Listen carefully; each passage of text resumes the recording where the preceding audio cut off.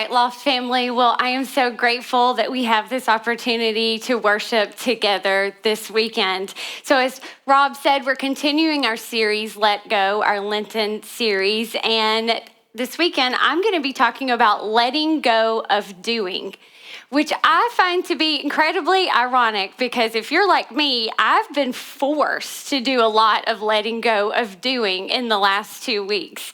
And I thought to myself, honestly, I didn't really plan on giving up this much for Lent, if you want to know the truth. And so I've had to let go of a lot of doing. And as I thought about this sermon and what God has for us in this season, I think that he has things that he wants to say to us and he wants to teach us through the changes in what our world has been like for the last couple of weeks. Now, I am really sad that we're not here together. We're not face to face, but I have to say that I might just be a little bit pleased that I won't see you maybe face to face for a few weeks, because I have a feeling that once I tell you these stories and once you see these pictures, that you are not going to let me live this down. I tend to find that when people find out about my childhood, it tends to be the thing that keeps being brought up again and again. And so I'm about to do something that I don't generally do, and I'm about to give you a glimpse into how I grew up. Now, I have a feeling that it might not only change the way you see me, it might also just go ahead and solidify any stereotype that you had about a person who grows up in the deep South in the state of Alabama and has an accent like mine. So here we go. Okay. Here we go. All right. So I grew up as a competitive clogger. Now, you might ask, what is clogging? Now, clogging is a form of dance that originated in the Appalachian Mountains, and it's kind of like tap, more like Irish step dancing, kind of a blend. And so you might ask, how does one get into competitive clogging? Well, they start by learning in a barn.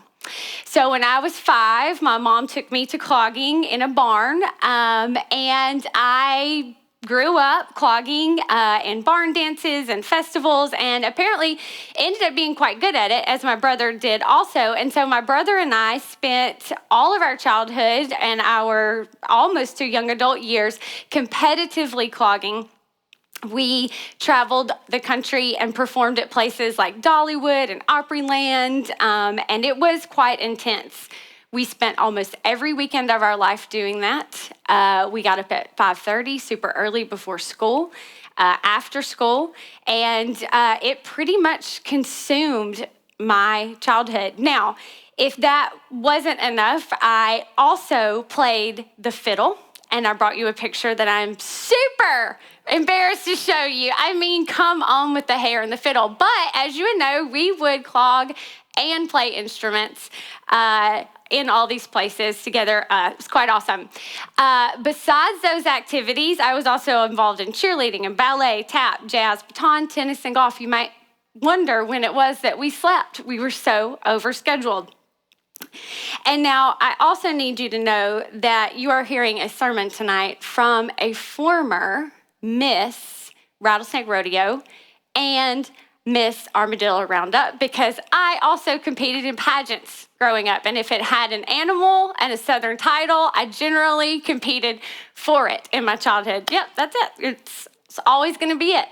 So I'm going to show you a picture next. And before I show it to you, I want you to understand the place that I come from in showing you this picture. So I'm going to show you what my friends lovingly refer to as the shrine that exists in my parents' barn. It's just a portion of it that I have a picture of. And so I'm not showing you this picture, and I want you to understand, because I am trying to brag about my accomplishments or try to just say, look how successful she was in her childhood, because you might look at this picture and see success and achievement. But when I look at this picture, I see complete exhaustion, rarely any free time or downtime, loneliness, a lack of friends, an overwhelming sense of failure, and probably most significantly, misplaced identity and value.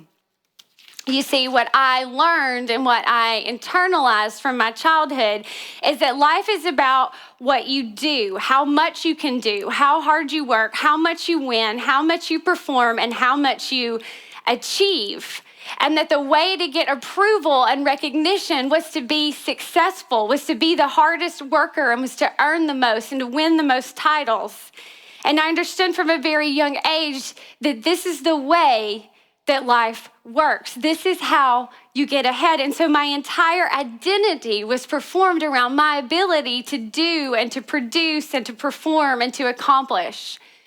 And I carried that identity into my adulthood, into my profession, and had an extraordinary hard time separating myself from my work. And I don't think I'm the only one. Studies show that workaholism is a huge epidemic in our society, so much that it's been coined the addiction of this century. In a recent poll, 5 out of 10 Americans said that they simply cannot stop working ever. So what constitutes a workaholic? Researchers have found that there are 3 indicating behaviors. 1 is worrying about work on a day off. 2 is feeling too busy to ever take a vacation. If you get to the end of the year and you have vacation left, that's an indicator. Or checking emails constantly, but in particular, first thing in the morning and last thing at night. And now most people would point to the cause of their workaholism as financial obligations or rewards or a certain sense of responsibility to their employer, and certainly that plays a part. But perhaps there's something deeper than those. A Psychology Today article titled "You Are Not Your Work" points to the gospel of work or workism as the true underlying cause. The gospel of work or workism is the belief that work is not only necessary to economic production, but also the centerpiece of one's identity and life's purpose. And the belief that any policy to promote human welfare must always encourage more work. And most often, we identify ourselves by our jobs or our work titles, believing that that's who we fundamentally are.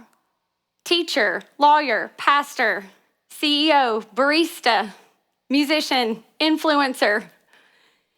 And when you're told again and again that you are your work, you start to believe it. And the trap that workism holds is that you associate your full identity and your self-worth with your work or your occupation or your job, and the effects of the gospel of work can be seen in the way we live our lives, in the way we overload our schedules and the sacrifices that we make to our relationships, our health, our families, our friends, to get it all done and to do more. And we all have our stories of trying to stay sane in the day of iPhones and constant connectivity and 24-hour open all-night business and traffic and noise and overfilled schedules and kids' activities that demand that we go, and that we do. Sometimes it can feel like you're running on a treadmill that just never goes anywhere, but it never stops. Well, after college, the values and priorities that shaped me as a child served me well in corporate America. I was rewarded over and over again with promotions for being the person who could work the hardest, stay the longest, do the best job, who would rarely take a day off, who was the first one in, the last day off, who could always be counted on to get the job done. And I loved it. Success made me feel valued. It made me feel like I had worth. It made me feel important. It was my identity to be the best, to be the hardest worker, and to be the top. And when I left corporate America to go into full-time ministry, I brought this same set of identity with me. Except for now, I felt really validated because I was doing the Lord's work. And so I tried to keep up this same pace in ministry, except for things began to change for me. My health began to fail. And I faced chronic illness. So for all of my life, really, and especially that I can remember from my young adult years, I've always had migraines. Maybe once or twice a month, I would have a headache. I would take medication, maybe take a down day, but be right back at it, going at the same pace all the time. And about 5 or 6 years ago, they started to increase in frequency. They became weekly, then they became almost daily. And so we searched everywhere. We went to specialists and holistic doctors and every place that you can imagine, trying to discover what the underlying cause of the constant headaches were. And in the process, discovered that I have 2 autoimmune conditions. But even with the treatments for those and the radical change in my diets, the headaches were relentless, to the point where I had a migraine every single day for almost 2 years. And I was unable physically to do all the things for the first time in my life that I wanted to do. And so what I would do is I would find myself 3 to 4 days a week in a dark room. I would disappoint my boys. I would leave my husband to handle everything for me. I had to say no to social obligations. My life became more and more isolating. And I would find myself in the dark, in a room by myself with ice on my head, vomiting, praying and begging for the Lord to take the pain away. And those moments in the dark, they weren't just physically hard, they were spiritually hard and dark. And as I laid in the dark, as I talked to the Lord, and I was just so angry some nights when the pain would just not break, it would not stop. And in a particularly hard season where God was calling me to preach and to do all kinds of things, but yet still the pain wouldn't go away, I remember laying in my bed in the dark and just saying to him, I'm done. I quit.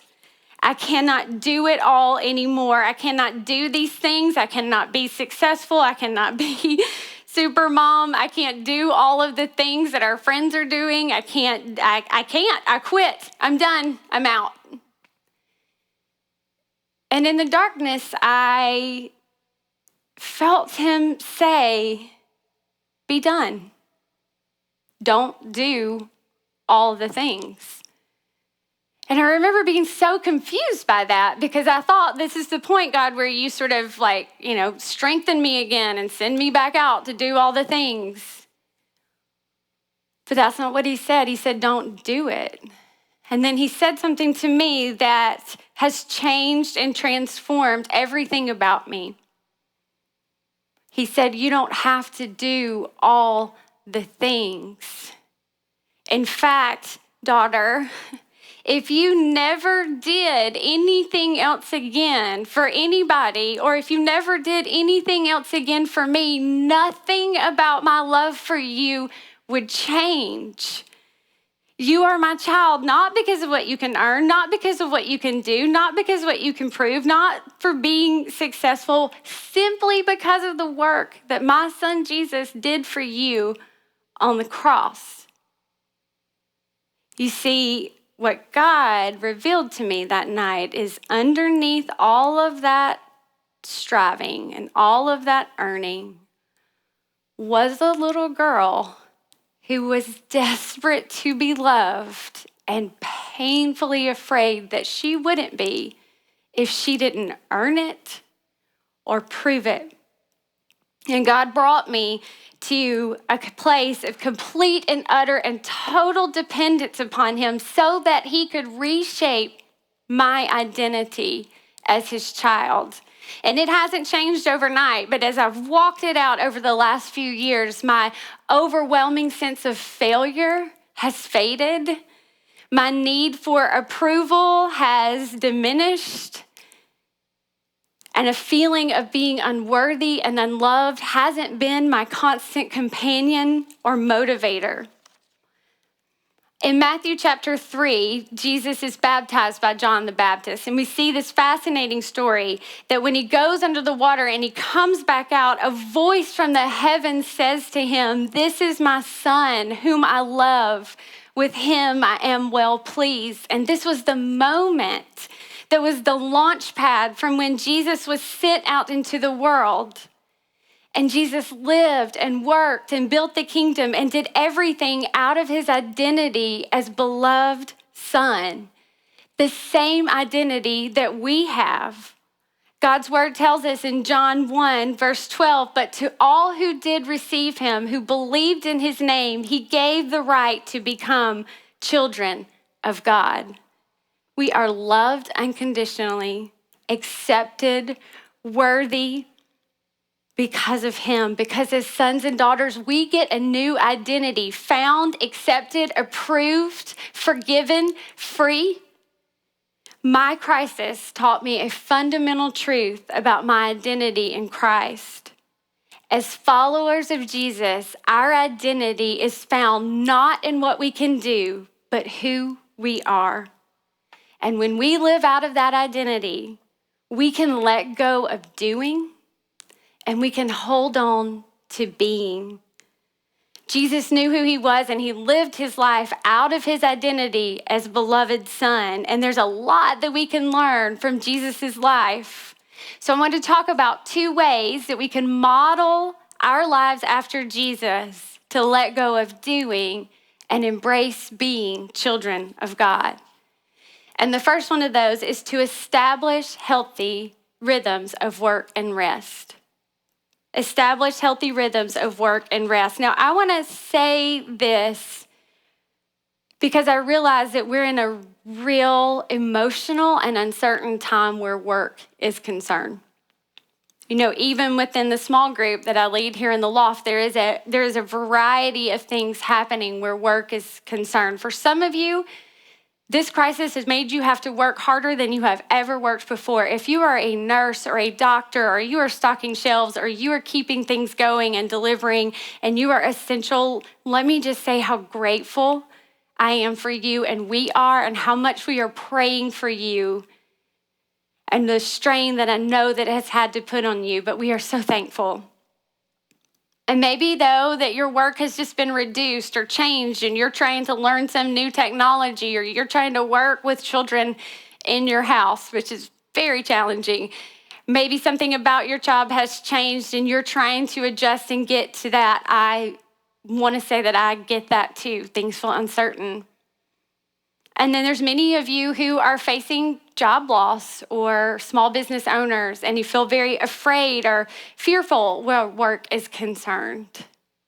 I know that there's a full spectrum that doesn't feel normal about work right now.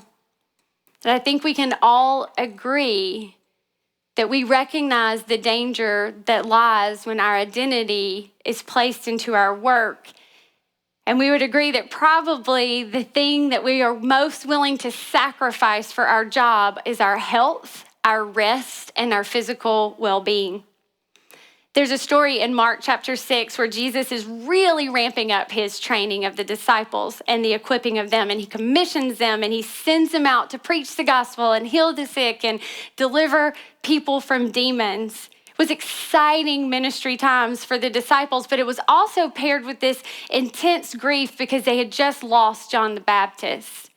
And so they come back to Jesus and they gather around him to give him a report and tell them how the ministry went. And I want you to see what Jesus does. In Mark chapter 6, verse 30, he tells us, the apostles gathered around Jesus and reported to him all they had done and taught. Then, because so many people were coming and going that they did not even have a chance to eat, that he said to them, come with me by yourselves to a quiet place and get some rest. Jesus prioritized their rest and their physical well-being. And he knows how quickly that our work and our passions, even if they are the most meaningful thing in the world, can wear us out if we aren't careful. We have little boundaries on our work and availability to others because we're driven by the feeling that we should always do more. We simply don't know how to cease striving. But you see, Jesus, he was fully God and fully human. And so he understood the way that we are created, and he understood the physical limitations of his humanity. Because in the beginning, God establishes a pattern of work and rest. In Genesis, it tells us that after 6 days of creating and working, that God rests. But if I'm honest with myself, and this is really hard to admit, that would mean when I don't rest, that I would see myself as busier than God, or maybe I would see myself as more important than God. But I think in really some way, if I'm honest, I feel like if I were to take a break and rest, that God needs me to keep this thing going in my life. Like he needs me to be in control of all the things all the time. So if I take a break, then things are really going to spiral out of control for me and my family, maybe the universe. It's really overflated sense of self-importance. Friends, practicing biblical rest is not a sign of abdication or indulgence or laziness. It is an act of honor and submission. It means that we stop daily and we stop weekly to remember that we are not God. Mark Laberton puts it this way: when we rest, we say no to us, no to our agendas, our schedules, our production drive, our sense of time and urgency, to the busyness and patterns of every day, to our power, and we declare that we are human, finite, fragile, and completely dependent on a trustworthy God. And I wonder how much of last week how it's felt for you with so much of life being canceled. If you've had increased opportunities of rest, does it bring a sense of freedom? If your work schedule has changed, does a change in your habits or daily schedules or routines give you an opportunity to be instead of do? And does that feel good? If not, perhaps like me, deep inside, there's an identity that you have built based on your busyness, your achievements, your kids' activities, your fast-paced life, and your importance, and your ability to do. So I want to encourage you and I want to challenge you to look for ways to practice Sabbath. Now, the ultimate goal is always that we follow the pattern that God has set and we take a full day to worship and play and be in community and study God's word and be with friends and eat good meals and restore. But in my own journey, what I've had to look for and the patterns I've had to put in place is to take a moment of Sabbath every day and then work towards taking one in the week. So I want to challenge you this week, which may feel a little weird if you're stuck at home, but I want to assure you life is coming back. Activities are going to resume. And in fact, they may resume even busier than before as we seek to make up lost time. But you know what? We can enter back in differently. We can take our opportunities right now to establish healthy work and rhythms of rest right now, even at home. So here's some suggestions, 3 quick suggestions that I'll challenge you to take an intentional step towards Sabbath rest. 1, take a lunch break every day. That doesn't seem like a big thing, but I bet that doesn't happen for you every single day of the week. And I mean a lunch break that doesn't happen in your car, a time that you sit down and you unplug and you actually eat and rest.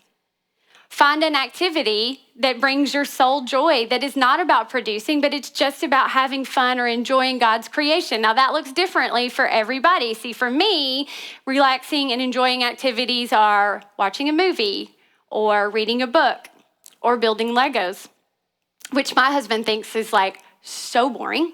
And he thinks that rest is actually found in sports activities and being active and doing things that I think is just simply exhausting. Makes for a great marriage. That's not the sermon. So find what is for you and do it for fun. Or take a nap.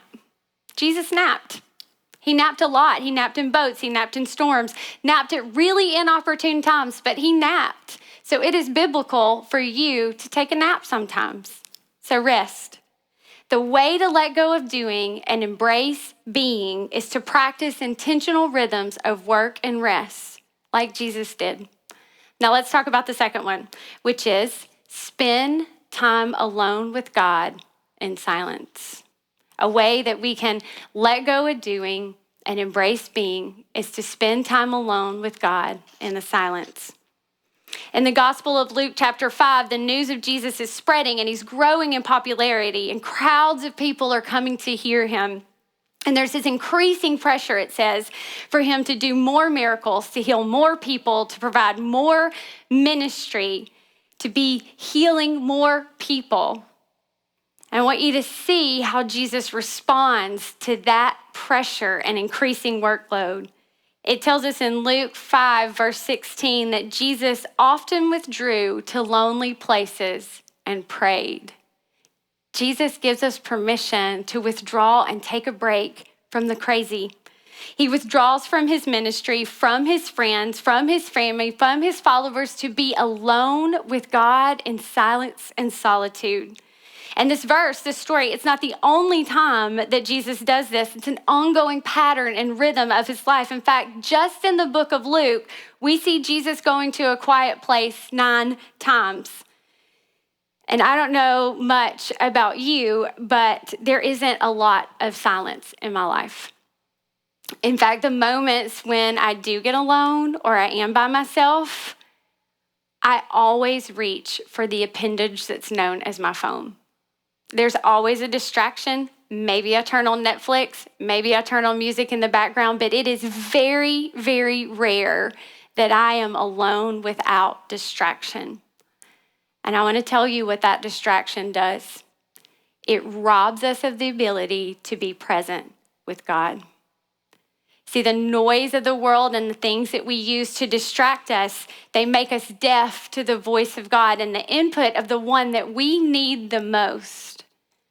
So I want to ask you this weekend, when was the last time that you were alone with your thoughts in the silence before God?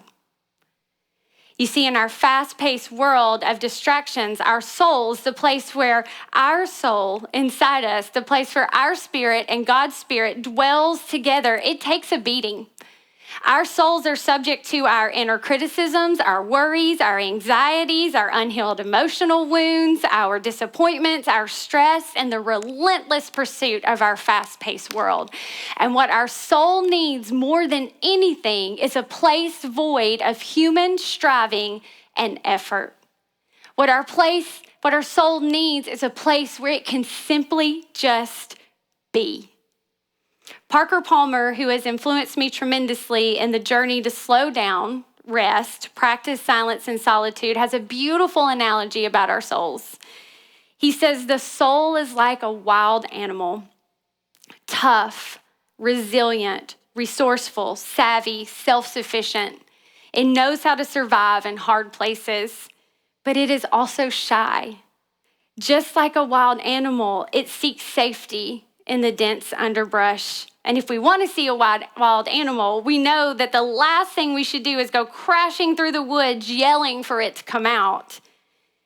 But if we walk quietly into the woods, sit silently and patiently at the base of a tree, and fade into our surroundings, the creature we seek might just make an appearance.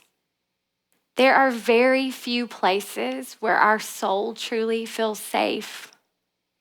There are very few places where the knowing and the questioning and the doubting and the longings are welcomed and encouraged and loved instead of evaluated or judged or beaten out of us. There are very few places where we can just simply be. And how reassuring is it to know that your soul always has a safe place in the presence of God? That it's a place where you can come just as you are, a place where you can come as a child and be vulnerable and tender, a place where you can leave all pretenses, where you don't have to pretend to be somebody or try to be the person that your boss or your family or your friends or someone says that you should be, that you can completely let your guard down and just be in the presence of God. Maybe right now, in the midst of all that's going on and all the uncertainty and all that's happening in the world and our communities, maybe you don't need more information.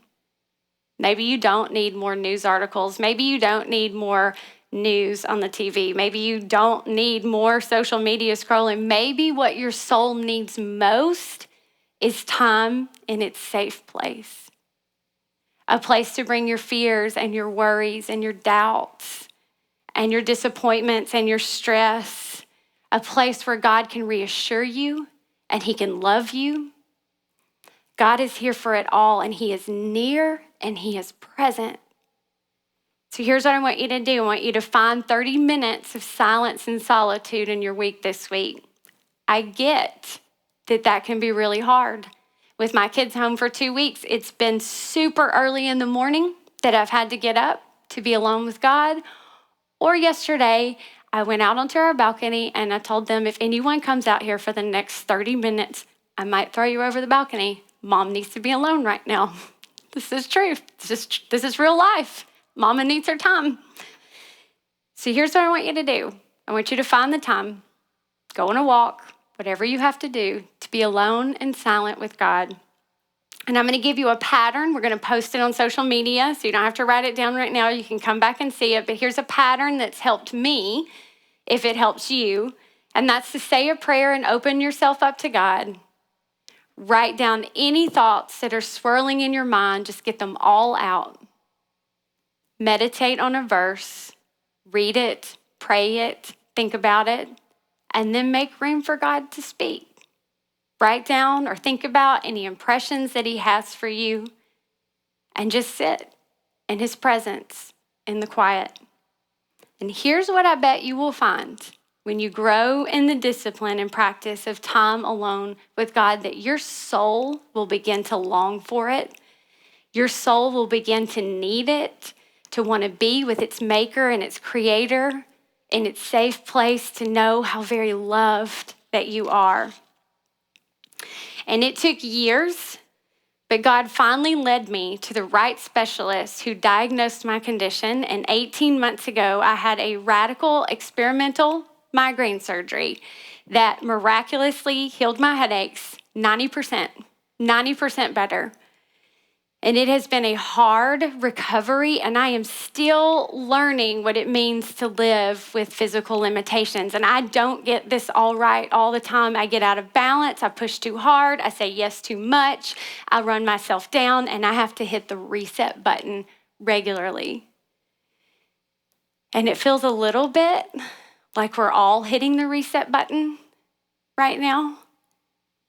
But maybe God has something for us in this. Maybe what we don't need to do is push productivity and beat ourselves up for not handling the pandemic right, or following a new schedule in our homes, or bringing our same sort of work ideals that we bring to work and pushing them in our homes in the middle of a crisis. Maybe what we need to do is take time for intentional rest and Sabbath, establish new rhythms, spend time alone with God where the peace of him can move through any chaos and anxiety that you're feeling. Because you can let go of doing and embrace being, because you are fully loved as a beloved child of God. So I'm going to ask Josh to come up. He is going to lead us in worship for a song that he has written. And so I want to encourage you right now, wherever you are, wherever you're listening, wherever you're watching, that as I pray, take a moment to sit in the silence. Maybe you don't have silence where you are right now. If you have your children or your family with you, why don't you grab hands and just be together in this moment? You are loved. I just want to pray for you as we move forward in worship. God, I confess for myself that I get it wrong all the time. I confess that I put too much stock in what I can do. God, I pray now as a family, as a community, as a church, God, that we would live out of our identity of who you made us to be. God, that we are your children and that we are accepted and found and free and loved because of Jesus and what you did for us and nothing more. So God, we are free to be and do all the things that you called us to do. So God, this week I pray for our community and our family as we walk forward, that we would rest, that we would be kind to ourselves, that we would take care of ourselves, that we would take walks. God, that we would make space to be with you. God, we thank you and we love you. In Jesus' name, amen.